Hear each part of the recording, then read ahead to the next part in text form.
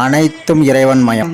கேது மக திசையில் 99%, அதாவது 90% சொல்லலாம். 90% பேருக்கு நன்மை அளிப்பதாகவே இருக்காது. கேது ஞானக்காரகன். திசை முழுக்க பலவிதமான கஷ்டங்களுக்கு ஜாதகங்களுக்கு உட்படுத்தி இறுதியில் திசை முடிவில் ஜாதகங்களுக்கு ஞானத்தை கொடுப்பாரு. கஷ்டப்படாமல் ஞானத்தை எங்கேருந்து வரும் சொல்லுங்கள்? இழப்புகள், பிரிவுகள், நஷ்டங்கள், துயரங்கள், துரோகங்கள், துன்பங்கள், உடல் வலி, மனவலி என்று பலவிதமான வழிகளை கொடுத்து முடிவில் ஜாதகங்களை மேன்மைப்படுத்துவதற்காக ஜாதகத்தின் மற்ற அம்சங்களை பெறுவதற்கான வலியுறுத்தி அளவுகள் மாறுபடும் போது எல்லாத்தையுமே செய்கிறாரு. முதல்ல ஈஸியாக ஒரு ஞானம் கிடச்சிச்சின்னா அந்த ஞானத்துக்கு நம்ம மதிப்பு தர மாட்டோம்.